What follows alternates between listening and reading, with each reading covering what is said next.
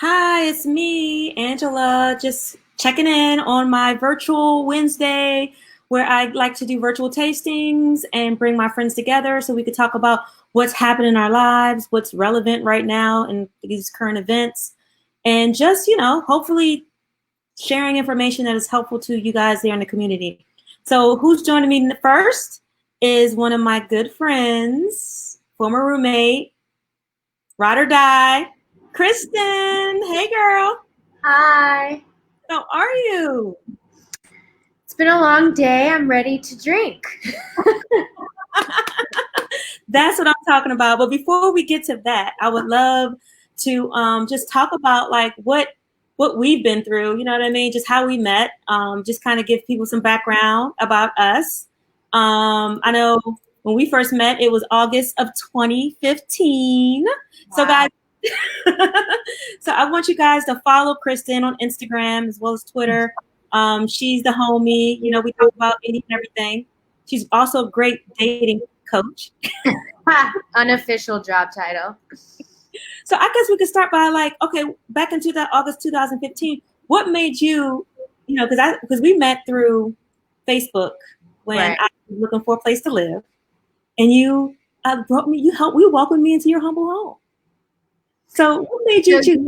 you were like one of six people who I did like a rapid fire day of meeting potential roommates, and you were probably like one of six people who came through. And I mean, honestly, you were the most normal. I remember I ended up like feeling really comfortable around you and confided in you about all the other people who had come through, and you were just like very animated and a great listener, and you found it really comical, and so I knew that we were on the same page. Well, that was great because we did have a good time. I think you had some cheese out, we had some charcuterie. It was like old friends catching up, but it was our first time meeting. And it was really in a pivotal part of my life. So I think that moment, shifted me, to be more open. And because I think at that time in my life, I was looking to diversify my friends group. Mm. At the time, I think most of my friends, were Black. I went to a HBCU. I think, we've talked before, and I always would say I'm blackity black, black, black. That's Well, why. and you didn't have a roommate at the time, so it was also a transition for you to live with someone else, and then on top of it, a white girl. That exactly. And I'm telling you, it was a growth period for me. It was a growth period for me. And we definitely have some memories. Remember this night? I think this is so. Oh my gosh. Remember we was at the wine bar? Yeah, that was Silver Lake wine. And And I was over I there. brought you to one of my like white girl hipster hangouts. It was super cute though. I mean, I think we had a good time. I'm always cognizant of being the only Black woman in the room. And I think at that moment I was probably like, yeah, I'm the only Black chick in here. Yeah, totally. But yeah, we had some good memories in Boyle Heights. So I think we're tonight going to be talking about some rosé. I got my bottle already popped. Yes, that's okay. So I think for me, I like to do this super casual. It's just me in here, kind of like running my own kind of studio behind the scenes. But one of the reasons why I picked this wine for this week is because June 13th is National Rosé Day. Mm.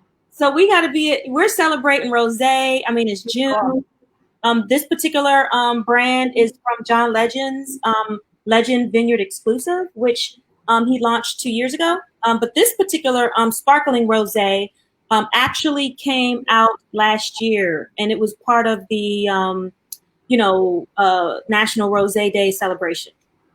So it's pretty cool. So we're here on its anniversary, enjoying. I didn't know John Legend made wine until 2 weeks ago when I got my first batch, thanks to you.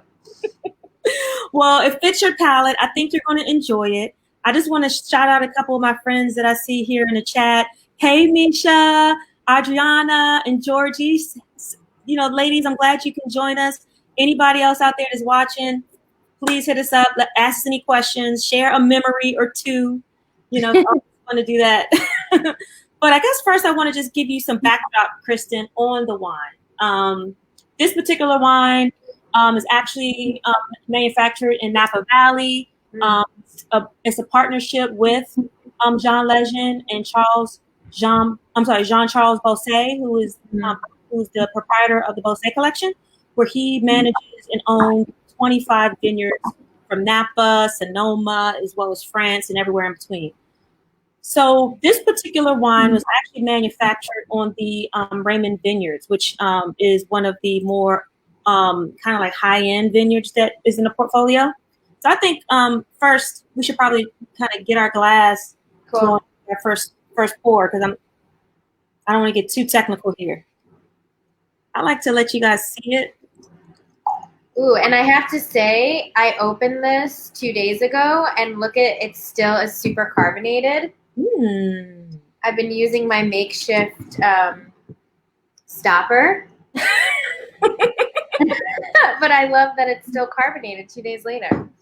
Yeah, that's actually impressive because I try to put a cork in it, but you can never fit one back in there. So the fact that a napkin can keep it. So before you take your first sip, yeah, I was gonna ask, am I allowed? I want us to first kind of like just look at the colors and see what exactly talk about what we actually see, because color is very much part of the wine experience. This color reminds me of my grandma, but in a great way, because she's an awesome interior designer and she loves this color palette, like the beiges and the neutral, the pastel type vibes. So grandma has a good eye. So I think, yeah, I would definitely consider this pretty much like a pink with a little bit of peach. It's not fully pink, it's not fully peach, but it has that kind of like blended, kind of like, depending on what angle you look at. So what do you smell, Kristen? I think we could probably take our first swig. This is making me want to go to Napa right now. I need to get out of my house. What do you smell? I almost feel like I smell peach. Yeah. A little bit. I mean, it smells like a champagne to me. But a little fruitier, right? Because champagne usually doesn't have a lot of fruit notes. Yeah. So this one is actually has citrus as well as red fruits. Now, I don't know exactly what would be considered red fruit, but I definitely feel the citrus in there. Is it time to taste? Yes, let's taste.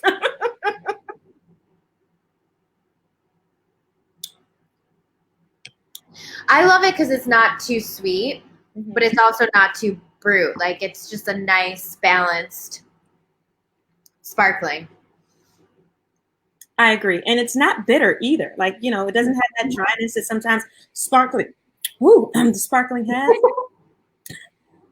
Okay, maybe I'm ready for that. Let me get a little bit of water. So Adriana had a suggestion for us, and Kristen, you might want to keep this in mind next time. An upside down spoon. Oh, wow. I never knew that. Good to know, because this is my summer drink. Thanks for the tip, Adriana. And Georgie, she said she's she's laughing at you, Kristen, for your stopper. I mean, I thought it was pretty clever. I'm the only one in the house who drinks this, so I got to keep it fresh. No, I mean, I actually I'm going to try that upside down spoon stopper idea, because I know I'm not going to be able to drink this whole bottle by myself tonight. I mean, you could, but then what would you feel like tomorrow? Exactly. So, Kristen, what are your typical wines that you typically drink on like a week to week or month to month basis, or seasonal? Yeah, I gotta say, I don't have as sophisticated as a palate as you, but I'm into sparkling, like the sparkling rosé. I love it. Like, I feel like I get a nice buzz. And again, if it's not too sweet, I could roll with like a few glasses on a weeknight and not feel any sort of hangover the next day. in the winter months, of course, I'll go with like a darker red. But in the summer, I'm not really a white person, but I'm definitely a rosé, sparkling specifically person. Yes, I think you Classy. have a lot of sparkling rosés. I was like, okay, rosé all day. So, so I know we haven't seen each other since August, so it'll be almost a year. Wow. Oh my gosh.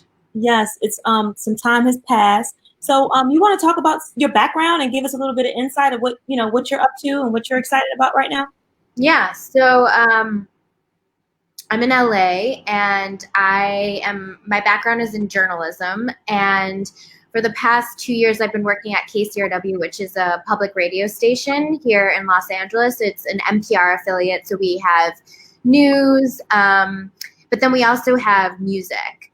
So like we rely heavy on like culture and music and events. So it's been a really weird time because usually this summer, which actually Angela, we've gone to before, the summer nights are a really big deal for KCRW, and they're like super fun outdoor free concerts, and they're diverse, and they're not really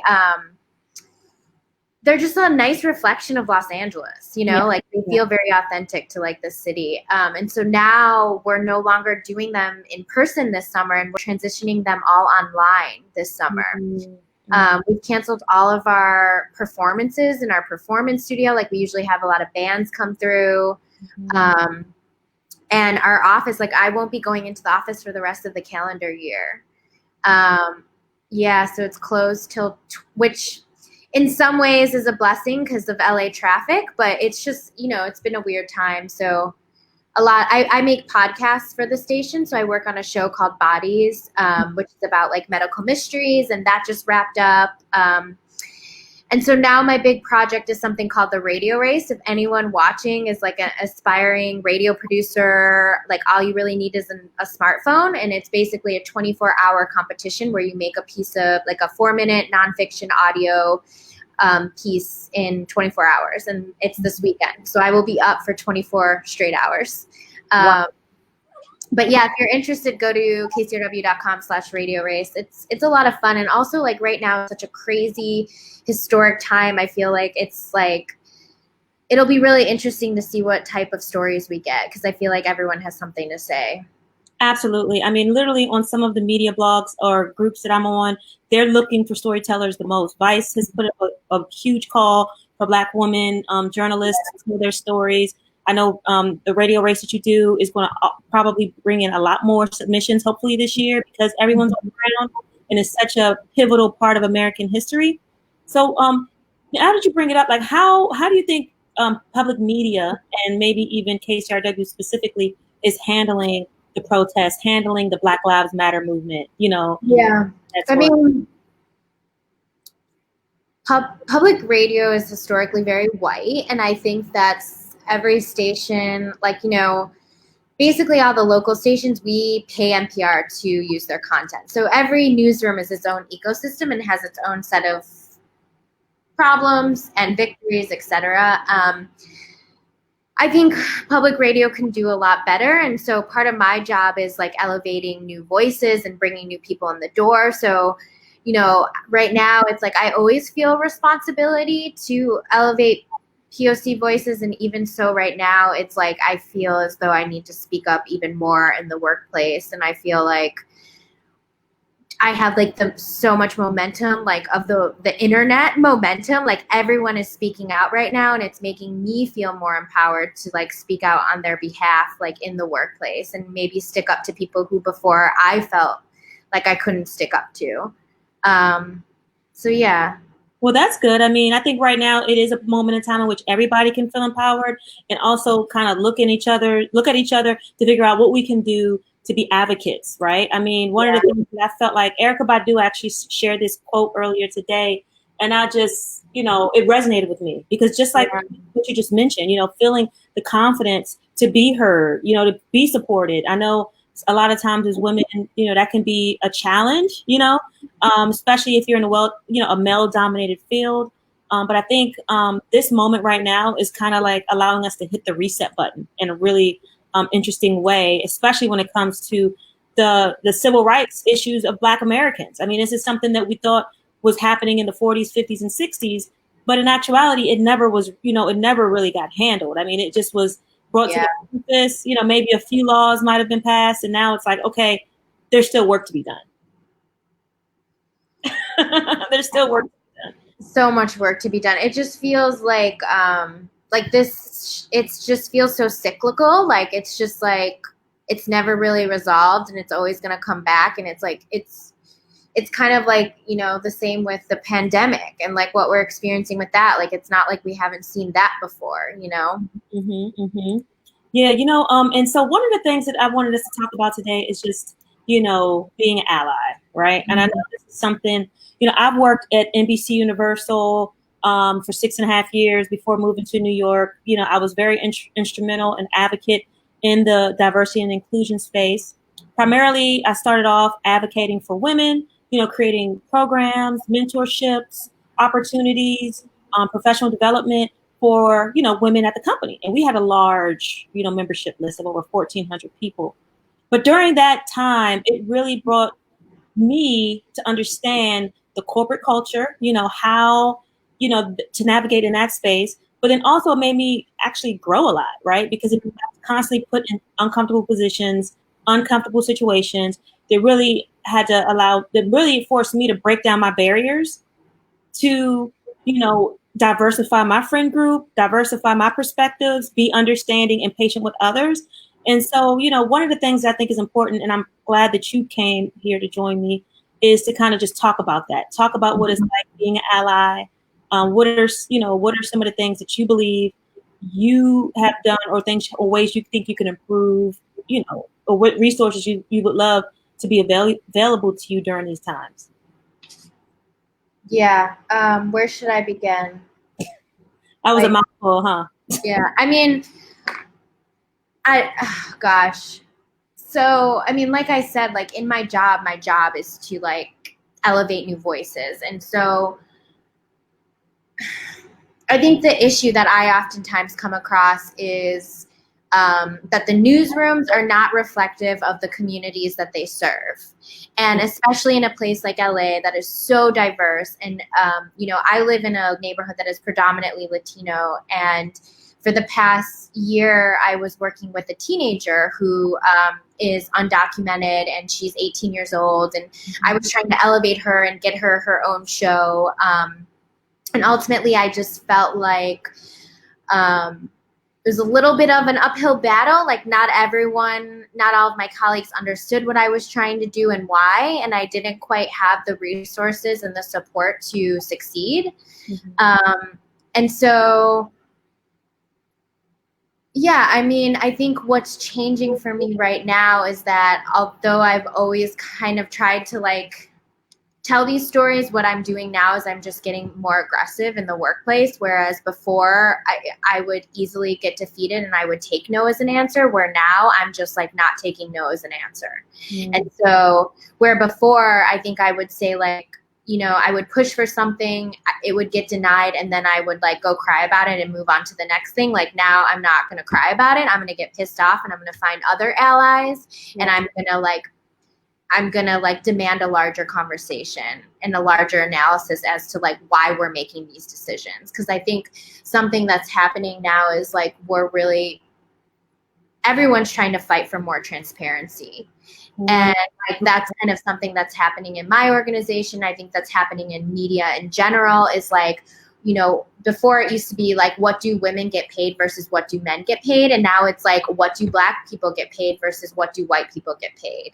Right. And so I think those conversations are just like, they're becoming more elevated. And like, I also just, I don't know. I'm also just thinking about like, how can I talk about this like 2 months from now and a year from now and 3 years from now, not just like right now because it's having a moment. Right. And I think that's one of the biggest things that a lot of us are concerned about. It's like, things are happening, people are committing, whether it's resources, money, access and things of that sort. But it's kind of like, where is this going to end? Where is this going to, like, what is going to be the ultimate solution to make the Yeah. parity. You know, the parity is what it's really all about. And you know, I was just thinking about like a time when I was we were at the ONA meeting. Mm. Which And stands for Online News Association. yes, yes, yes. And I had to, you picked me to kind of have a speech moment, and that was like my first time giving a speech. Oh And wow. I had a topic that I had in mind, but then you were like, you know what? That doesn't sound like you. It doesn't sound like something that really fits the moment. You know, you kind of inspired me and encouraged me to go with my gut. And after like sitting there, I realized that I was in a room where it was maybe about 50 or 60 women, and maybe 3 of us were Black, you know, and maybe another, you know, maybe 10% was, you know, people of color. And so that's what I chose to talk about, because at the time I was very passionate and in pursuing that voice of, you know, inclusion. And so I think one of the things that I feel that I had to do just to kind of be inclusive from my perspective, right, was to allow myself to be uncomfortable. And so, you know, when you know, walking into a room and seeing that everybody looks like you, of course, as a Black woman, because, you know, the dominant society doesn't allow us to have that space in a unapologetic luxury kind of life of leisure kind of perspective. It's like we have to create it. Mm-hmm. And so when I walked into that room and when I got up there to speak, I just had to say, you know, and challenge those women to kind of look around when they're at their next boardroom, or look around when they're in the office and just see the disparities, or at least kind of force people's hand. What do you think you could do moving forward to kind of be a better ally? Yeah, I mean, I think listening is a big thing. Like, there's so much conversation on social media and on listservs and kind of like all over right now, that I spent like last week really just listening, and I really did feel uncomfortable. Like, I think everyone feels uncomfortable right now. And like, to your point, it's like you probably have felt this uncomfortableness for so long. And like, white people are just starting to feel it now because they're getting called out. Whereas like, you've been living with it your whole life because you're forced into these white spaces being the only Black person. Mm-hmm. And so I think like, you know, that uncomfortableness can be very debilitating. It's like, and I think maybe everyone handles it differently. Like, why some white people might get mad, like some white people might say that's not me. Like, for me, it was just like very debilitating, and I felt helpless. And I think now I've kind of turned a corner this week where I'm like, well, what can I actually do, like on a small scale, on a very small scale? Like, if a pitch comes in from a person of color, like, how am I going to do every single thing in my power to get this on air? And that goes back to just like not taking no for an answer, putting extra effort in, like asking why when I get a no, that type of thing.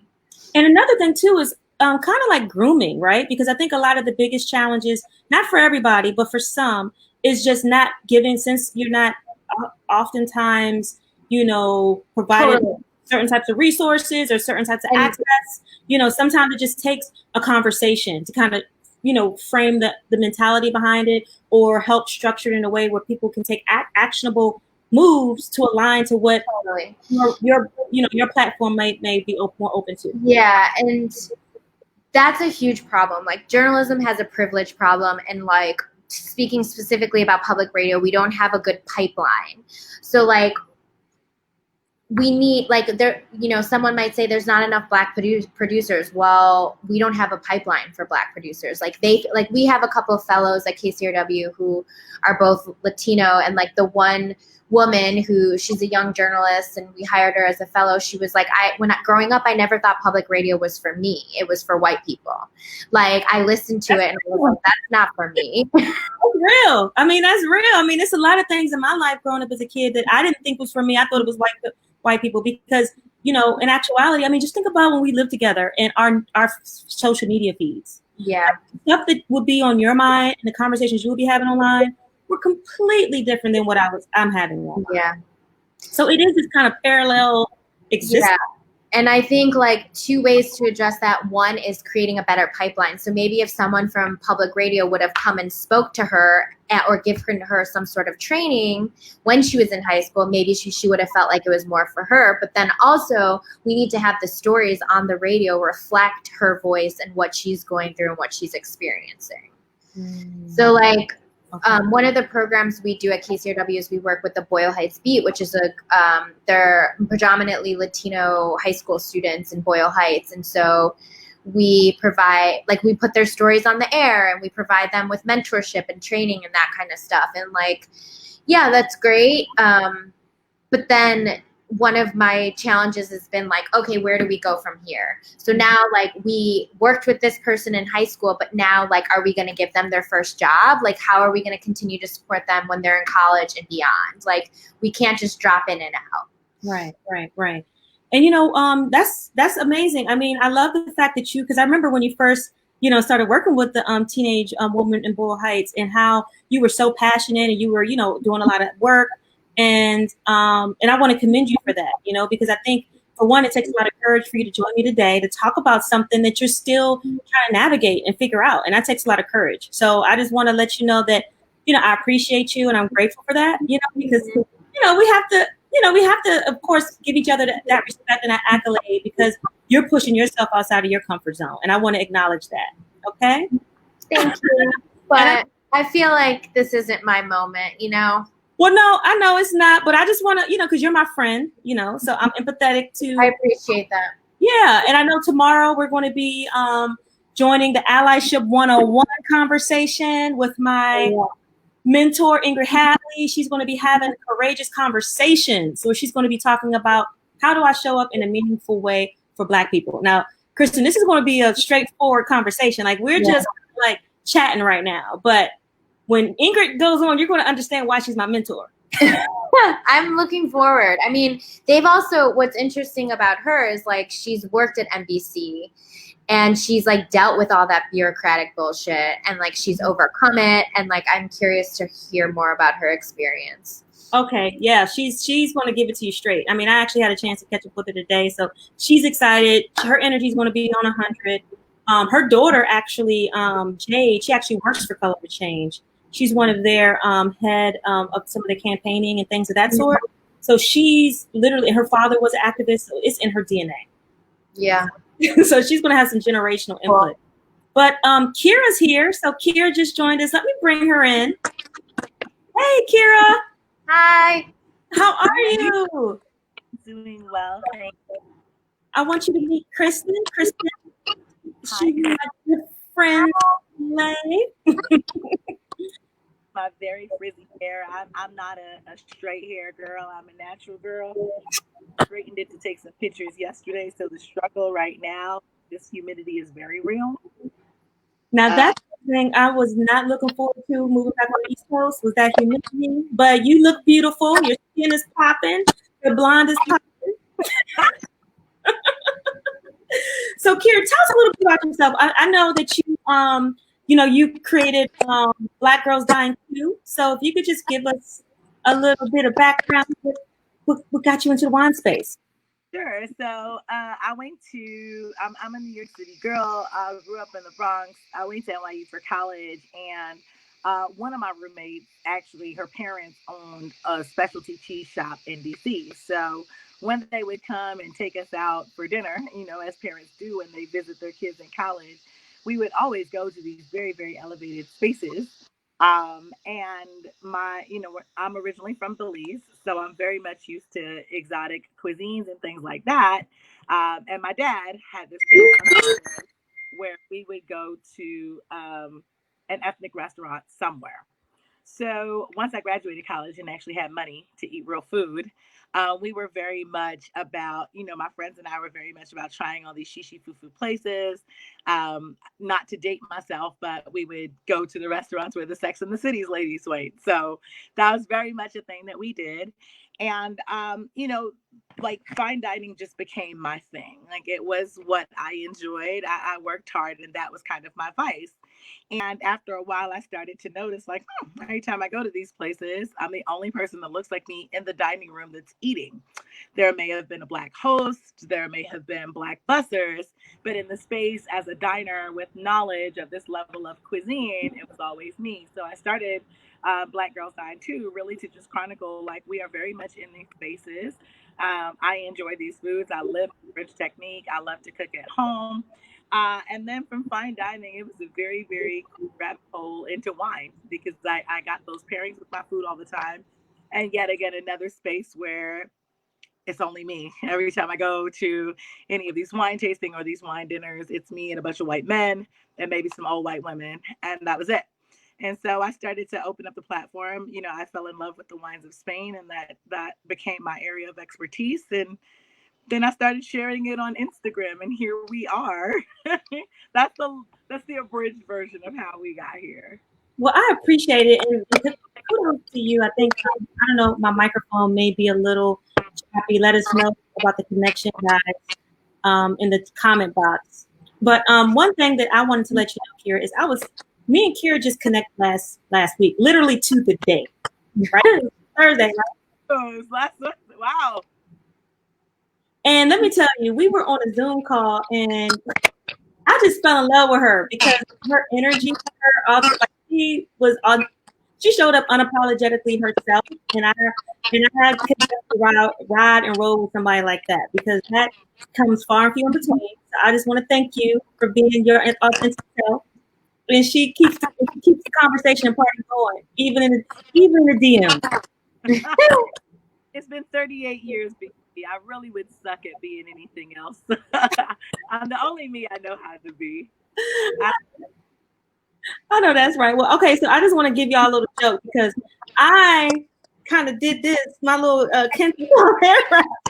in honor of what not to do to be an ally. So this is not good allyship. Okay, this is not how you ally. Now this right here was hilarious. What HBCU intern had to place the order for these Kente classes? That's what I want to. That poor baby. I want to hug her now. Now this right here, I mean, just the arm showed how he's holding his arms like that. I love him to death, but whoo, man. What is the internet? I've been out of the loop on this. What has the internet been saying about this? Performance. It's very performative. It's very unnecessary. To the defense of Senator Schumer. Chuck Schumer's a senator. In defense of Senator Schumer and Majority Leader Pelosi, this was actually orchestrated by the Congressional Black Caucus. Oh, wow.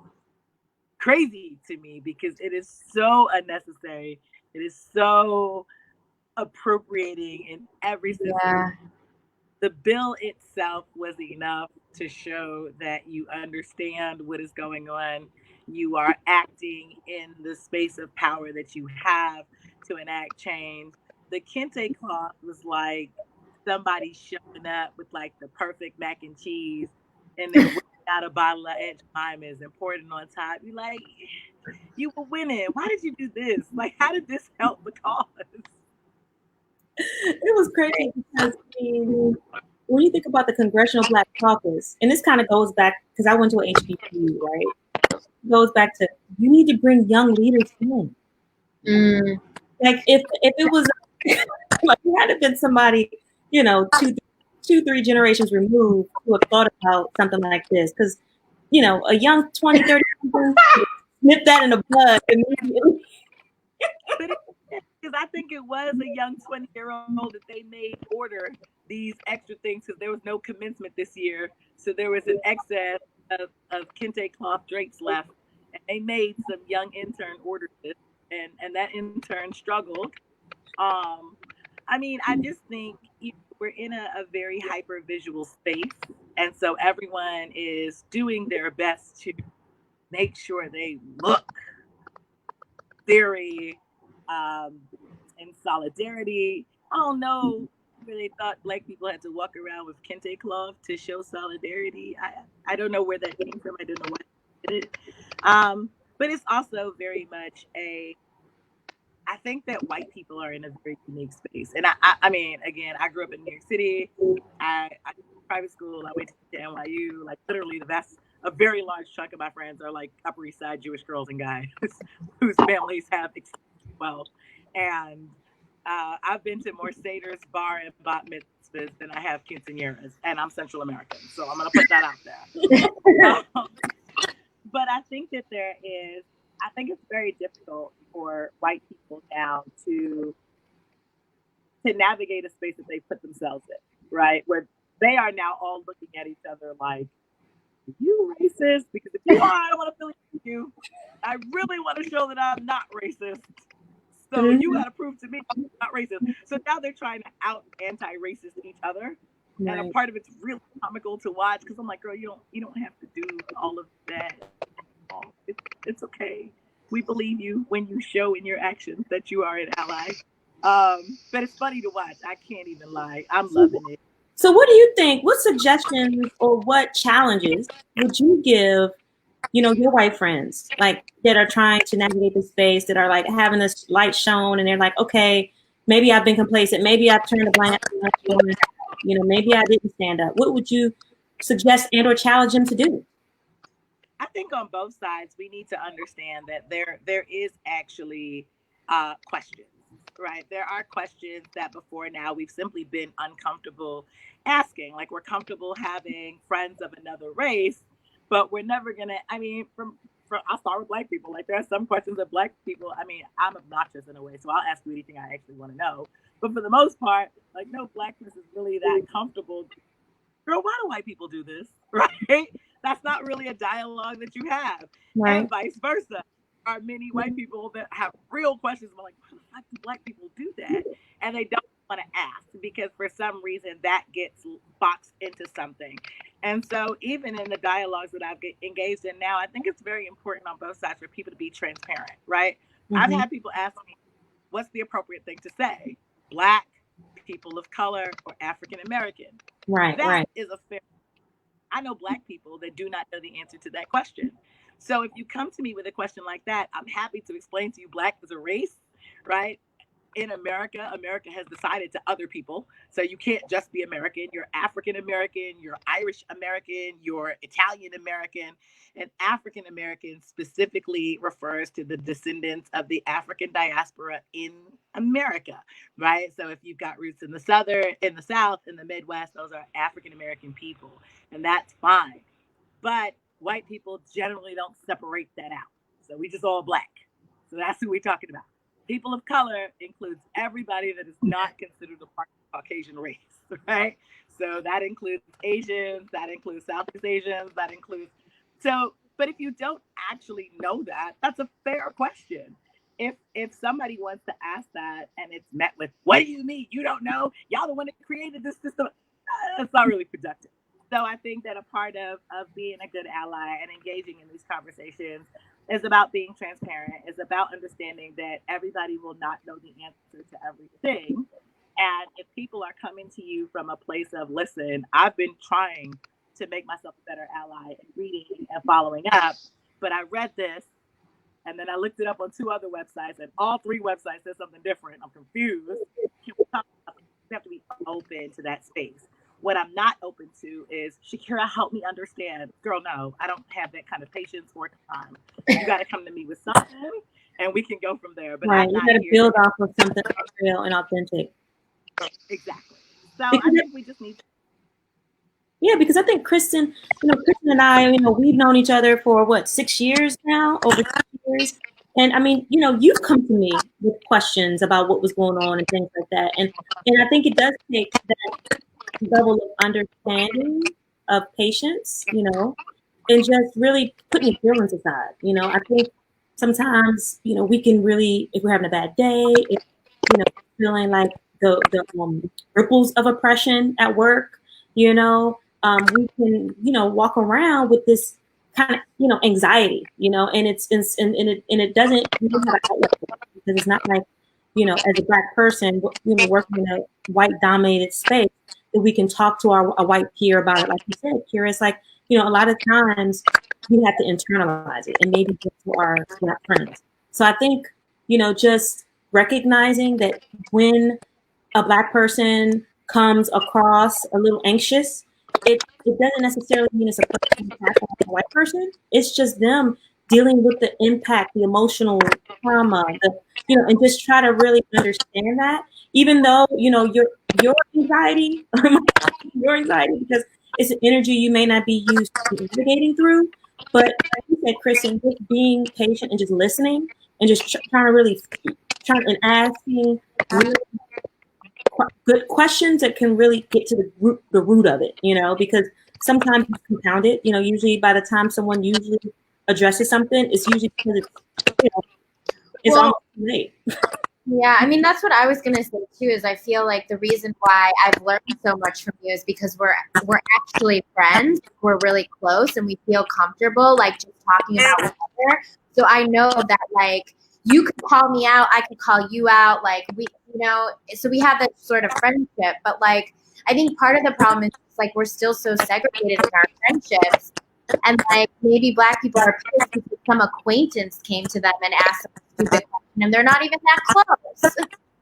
Right. So it's like, how do we become better friends with each other? I think you have to be open to that. Now viral, which is still weird to me, video that I did, like that was a part of it, right? Some of y'all don't have any Black friends, right? And so there's no way for you to truly understand the Black experience without being able to talk to somebody candidly. I think also there's this idea that if someone says that you may be an active participant in racism, that somehow translates to you are a card carrying member of the Klan and you riding around calling Black people the N word. And that is not true at all, right? Sometimes racism is simply you hear somebody at work calling a Black woman aggressive. You know for a fact she's not aggressive at all. And this person is just being an asshole or trying to weaponize whiteness or leverage it, but you don't say anything, right? That is upholding a structure of superiority. That is upholding a system that robs that Black woman of her identity and transposes it into something negative. So if you are silent and you take no action in that space when you have the privilege and power to do so, I'm not saying you're a racist. I'm saying that you are actively upholding a structure of supremacy and oppression, right? And those are two different things. One is something that you're doing now, whether you are aware of it or not, that you can change. The other is we don't have anything in common. I don't want to talk with you anymore, right? And I think that a lot of it is there's a lot of reckoning within white people, like, shit, I have done that. And I think if anybody has seen the 41-minute TED talk that I did, that's kind of what I did. All I did was put a mirror in front of you and go, if you've done this, you have to acknowledge that you're guilty of contributing to this. And the feedback I've gotten has been, you made me very uncomfortable, but it wasn't really you. I was uncomfortable with myself about how much of the shit you pointed out that I actually do. But that doesn't make somebody a bad person, right? And I think that Right. stop. Like, that doesn't mean you're beyond redemption. You're a racist. I don't want to talk to you. That means, girl, we got some work to do because you can't have lunch with me now and then next week you crying saying that I'm aggressive or that I'm intimidating you. Those two things don't match up. So I think that, on the side of Black people, we need to, if somebody is actually willing to do the work, we need to be open to conversations. And on the side of white people, you got to realize you might have been a party to some fucked up shit, and you got to own it and do better. And that's it. Yeah. So a couple things. I know last week we were talking about how the majority of the wine industry, how they, are these cultural gatekeepers, but they don't recognize, the Black community and the power of the Black economic market. So I think, you work in that space can be able to provide a bit of context of what it's like for you as a Black woman working in the wine space. So the funny thing is, my bread and butter is not in wine. Like, I am a complete tech geek by day. I work in tech for a hospital. That's what pays my mortgage. Um, but I think that being Black in the wine space is almost like being Black in the tech space. There's an expectation that you have inferior knowledge.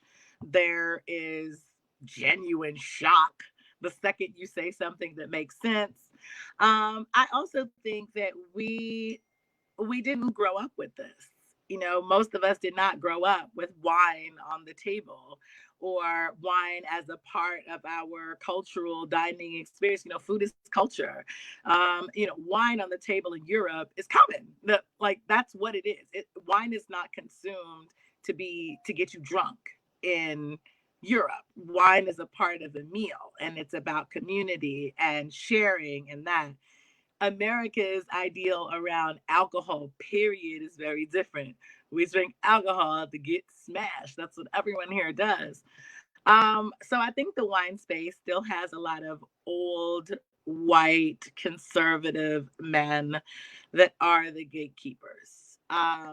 And I think we have a long way before that's different. And I actually don't know that it'll ever be different because wine inherently remains European.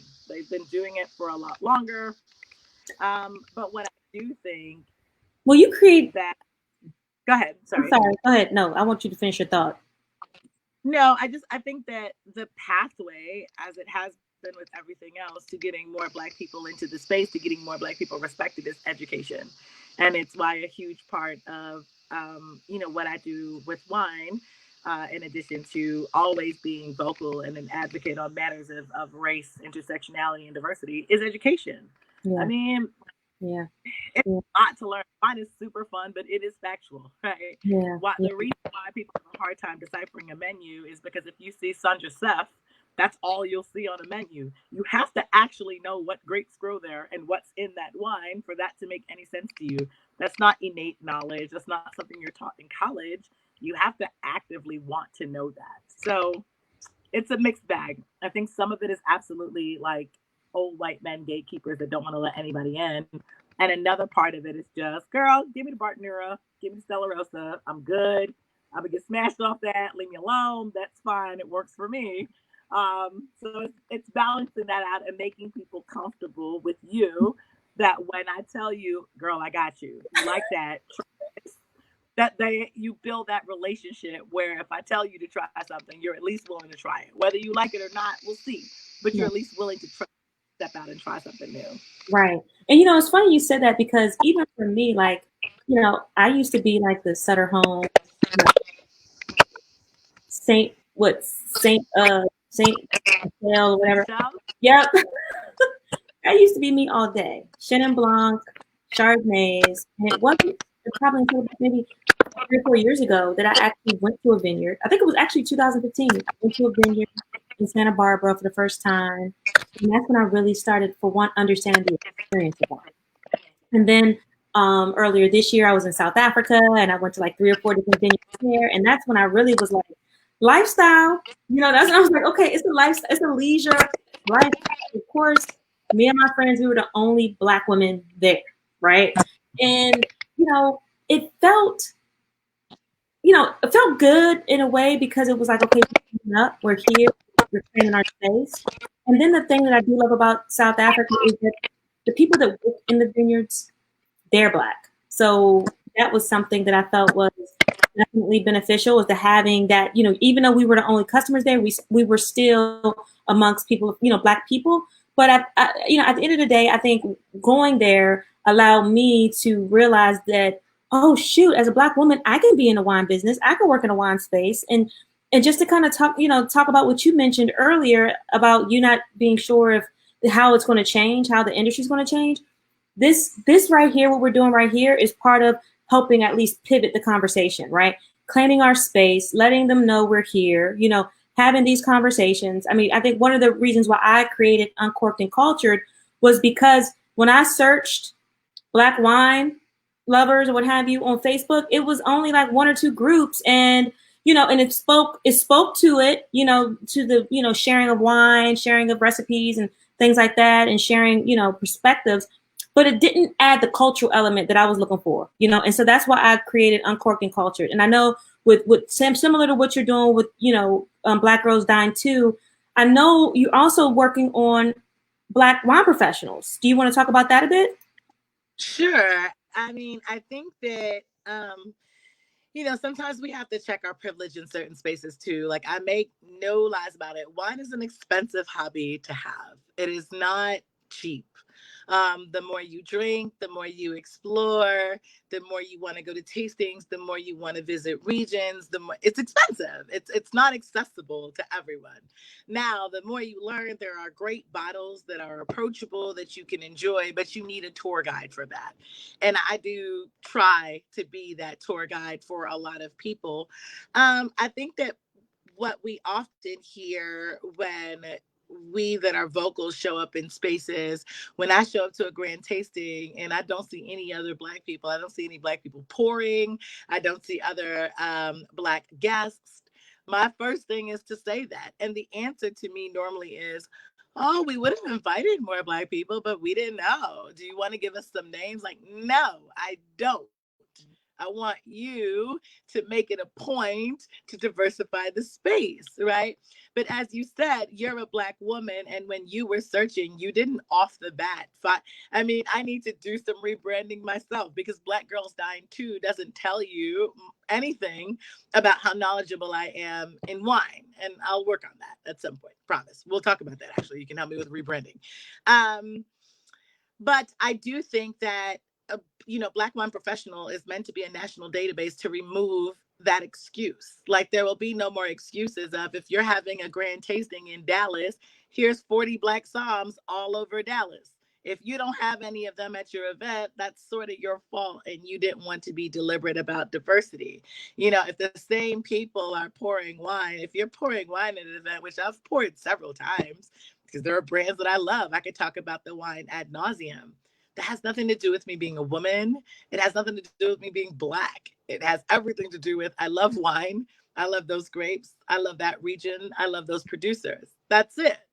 And so I think that what we hope to do is showcase, like, listen, we have the knowledge and we are Black. Not hire us because we're Black.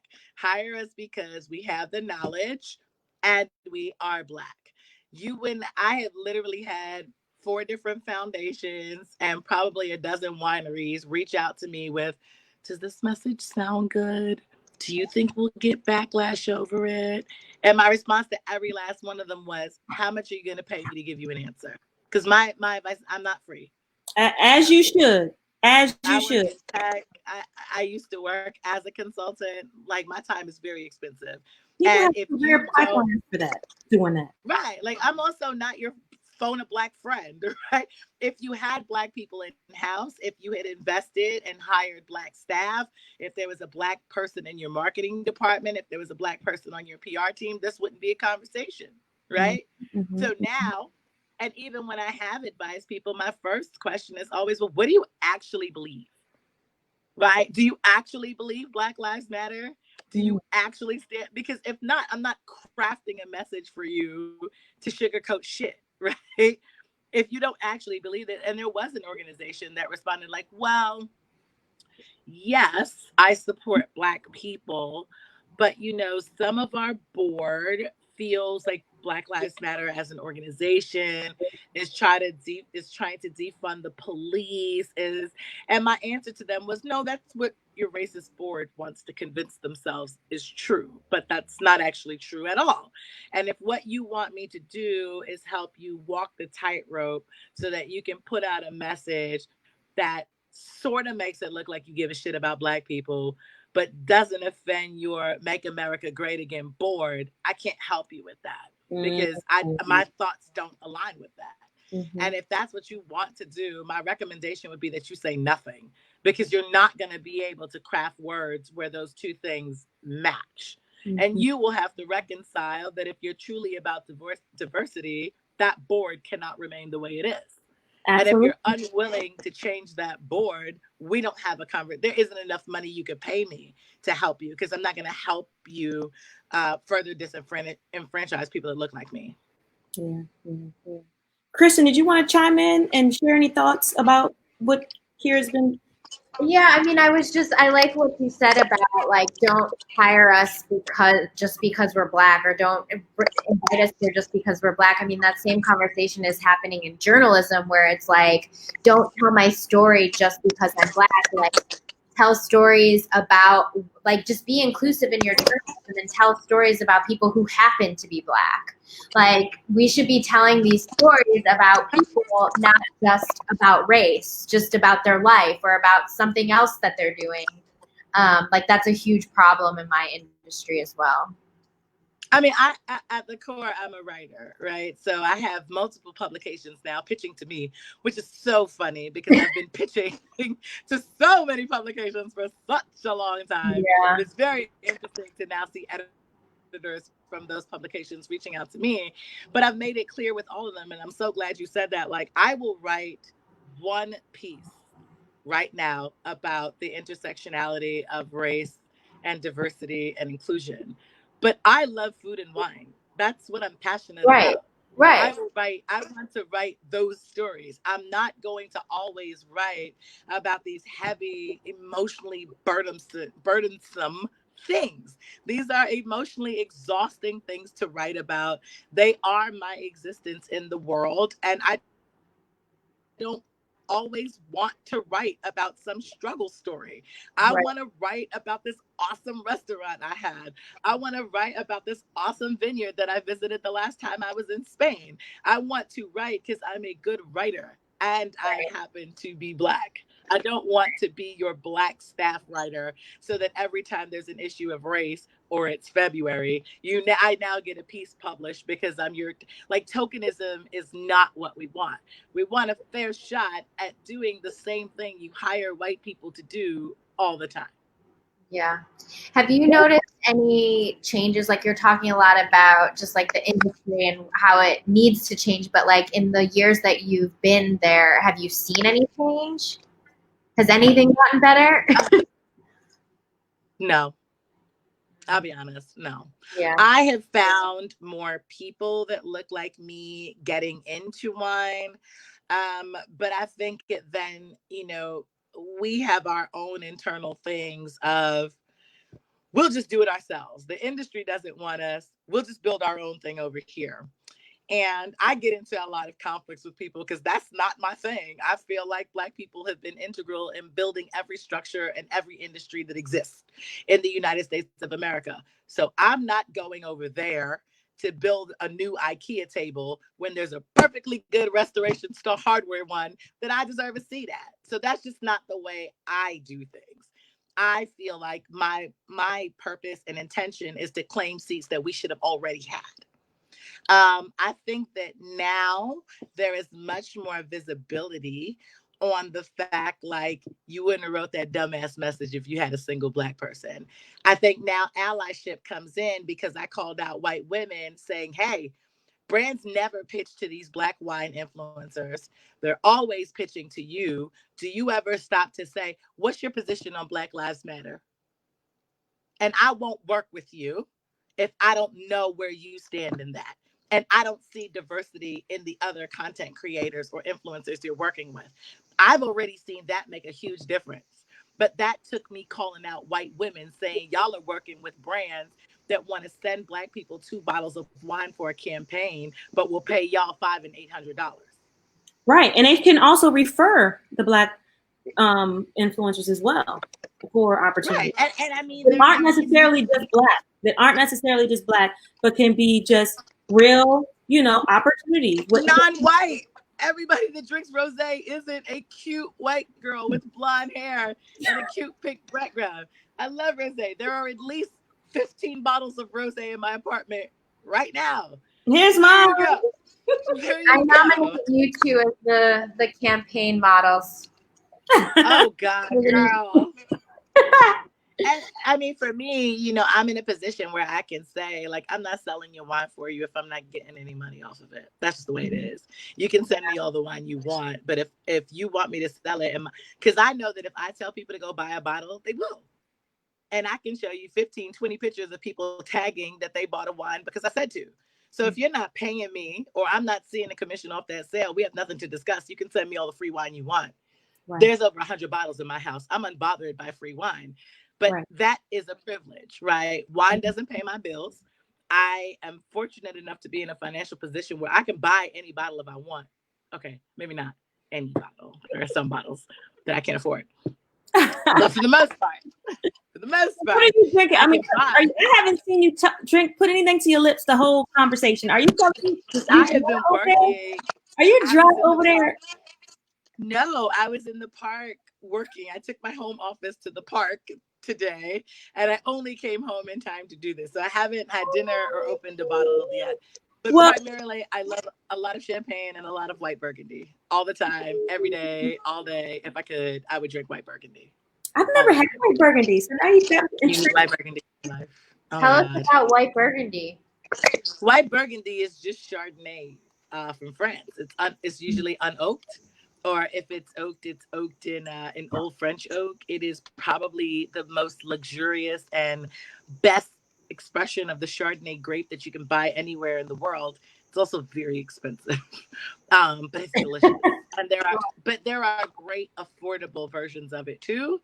And every time someone says they don't like Chardonnay, I go, yes, you do. You just haven't had the right one yet. You are used to drinking over oaked, buttery California Chardonnay that isn't made well. I will help you love Chardonnay. So that's my favorite thing to drink. And now it's hot. So I really just want like a lot of those thirst quenching Chenin Blanc. A lot of champagne. Yes. A lot of champagne gets consumed in this house.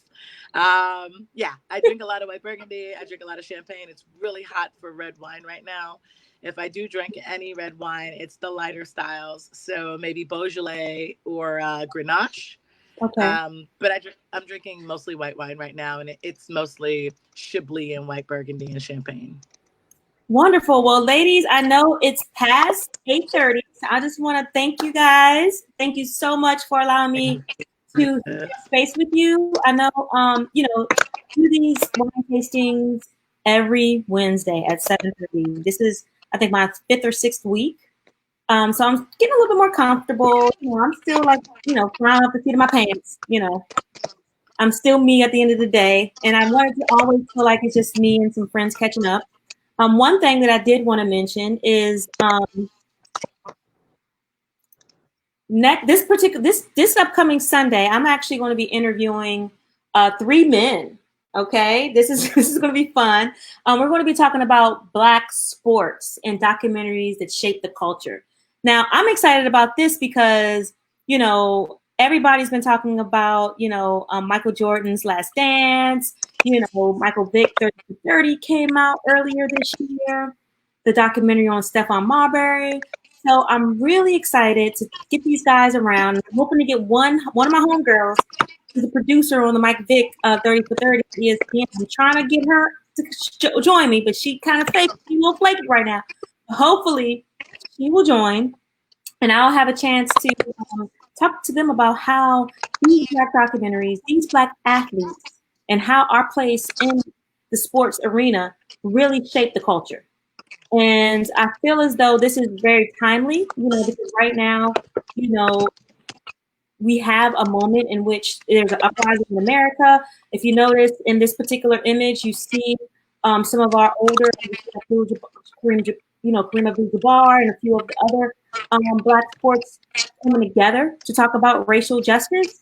And I think this time right now is a really pivotal part in our history. I know, Colin Kaepernick, he has, taken a knee. He was trying to, be proactive in preventing and bringing awareness to, what was going on when it comes to police brutality and the killing of Black men. And everyone laughed at him. The NFL pretty much called it up, like they shunned him. And I think, he was ahead of his time. And so I feel like it's important for us to really have this conversation, really talk about the impact of Blacks in sports when it comes to our American culture, and, give space for these filmmakers to tell the story of what it was like, telling and digging and, really understanding what these athletes go through from nothing to like multimillionaire, like superstars. So awesome. That's great.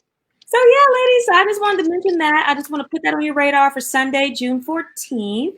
And of course, everybody in the stratosphere, if you're still joining us, please spread love. Be sure to follow Uncorked and Cultured on Instagram, Facebook, and subscribe to our YouTube page.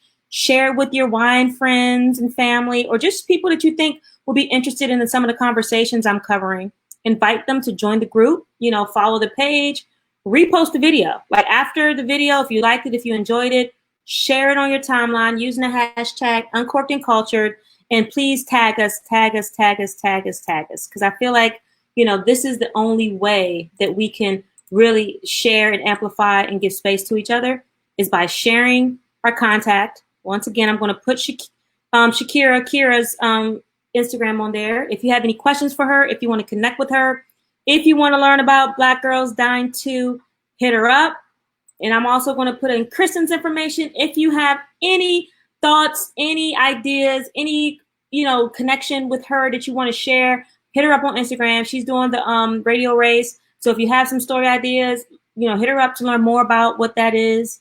When's the deadline for that, Kristen? It's actually this weekend, 24 hours, Saturday to Sunday, but the signups close at 3 p.m. Friday. All right, so you have until Friday. And of course, $12 to. And if you hit me up, I'll give you a discount code. So it's only $7 to enter. Get the discount. Get the discount. All right, ladies. Well, I want to thank you so much once again for joining me, and you're always welcome. If you ever want to come back on, let me know.